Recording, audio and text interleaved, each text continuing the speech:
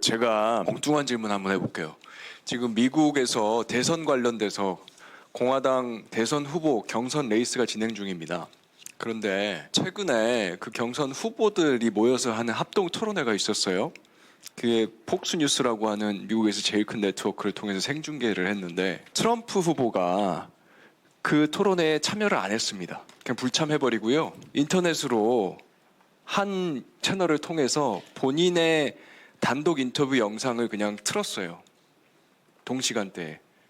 근데 어떻게 됐는지 아십니까? 그게 3시간 뒤에 1억 뷰가 넘었어요. 그러니까 모든 경선 후보가 다 모여서 전국 네트워크망으로 하는 TV 토론보다 그냥 혼자서 나와가지고 인터넷 생중계한 게 훨씬 더 파급력이 컸어요. 그러니까 제가 이 얘기를 하는 이유는 뭐냐면은 지금 온라인 환경이요. 지난 200년 동안 한 번도 경험해보지 못한 환경으로 바뀌고 있습니다. 근데 이제 사법과 관련돼서 이게 새로운 도전 요소들이 많은데 이번 국감에서 제가 반복해서 지적을 하고 있는 포인트 중에 제가 우려하는 게 하나 있어요. 지금 인터넷상에 보면요. 이 형량과 관련돼서 재판 형량 또 구형량과 관련돼서 돈으로 형량에 영향을 어떻게 미칠 수 있는지에 대한 정보들이 급속도로 퍼져나오고 있습니다. 그중에 문제가 되는 게 공탁이에요. 그래서 죄명별로 이 죄명에 대해서는 얼마를 공탁하면 형량이 어떻게 된다. 구체적으로 해서 준강강인데 민사를 고려하면 3천만 원 공탁하면 어떻게 되고 형사만 따졌을 때 5천만 원 공탁하면 어떻게 된다. 이런 게요. 엄청나게 퍼져나가고 있습니다. 그래서 피해자 단체에서는요. 피해자도 공탁할 수 있는 절차를 만들어달라. 이런 이야기들까지 나오고 있어요. 아마 법조인들로서는 되게 황당무계한 이야기로 들릴 텐데 그게 뭐냐면 피해자들이 공탁을 하면 형량을 올려달라는 거예요. 이 얘기는 다시 뭐냐. 지금 대한민국의 평범한 시민들 사이에서 이 형량이라고 하는 게 돈으로 사고 팔 수 있는 거래 대상인 것 같은 관념들이 서서히 만들어지고 있다 이 말입니다. 근데 지금 이런 위험한 환경 속에서 우리 지금 사법 시스템에서 그러한 불신을 자극하는 사고들이 자꾸 터지고 있어요. 제가 그 부산 고검 국감할 때 산청 펜션 살인 사건 지적했는데 혹시 총장이 보고 받으셨습니까? 저 공탁으로 징역 네. 한 4년 정도 감형된 그 사건 맞습니다. 맞습니다. 예. 그래서 이게 사실은 굉장히 끔찍한 사건이거든요. 70대 노부부가 이제 노후 생계를 위해서 퇴직금 가지고 시골에서 펜션을 하고 있었는데 30대 남성이 찾아가서 잔혹하게 죽였어요. 1년에서 20년 받았는데 1심에서 20년 받았는데 2심 직전에 1억 5천 공탁을 하고 4년 감형을 받고 선고 직후에 돈을 찾아가 버렸어요. 그런데 확정됐어요. 근데 이 사건에서 검사가 상고를 안 했습니다. 상고 기간 내에 찾아갔어요. 확인을 즉시 했다고 하면 상고할 수 있었는데 상고가 안 됐거든요.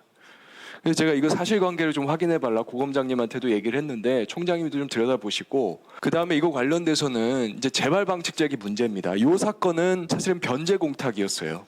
그래서 변제 공탁 관련돼서 시스템을 한번 좀 들여다보시고 어떻게 이런 일이 반복되지 않을 수 있도록 할 수 있을지 보고를 해주시면 좋겠습니다. 가능하겠죠?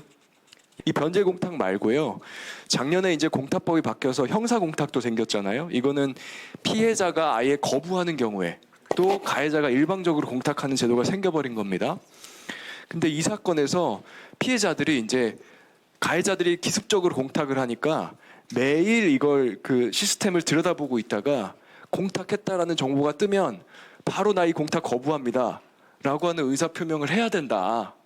이런 게 이제 피해자들의 상식처럼 퍼지고 있어요. 그래서 매일 여기서 새로 고침하고 있는 거예요. 이거 얼마나 끔찍한 일입니까? 범죄 피해 당한 것도 힘든데. 근데 이거 관련돼서 저희 지금 시스템적으로 제가 확인해 본 결과로는 법원에서 검찰에 통지해주고 검찰은 피해자한테 통보해주는 시스템입니다. 근데 그 기간이 딜레이가 있어요. 그러다 보니까 이런 사건이 터진 거예요. 전주지검 사건인데 한 선고 6일 정도 전에 공탁을 했고 법원에서 그 공탁 정보가 올라갔는데 결과적으로 피해자한테는 선고 이후에 공탁 정보가 문자로 간 거예요.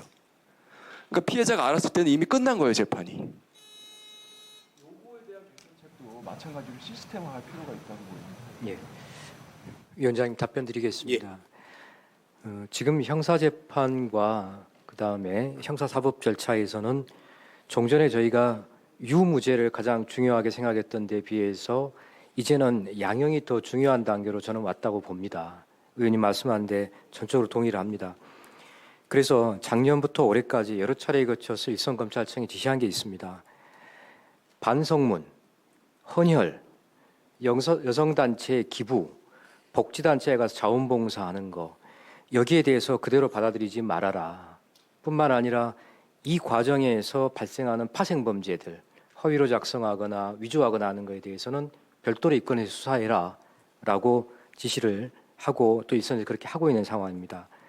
말씀 주신 산청 사건은 형사공탁이 아니라 민사변체 공탁이 됐습니다.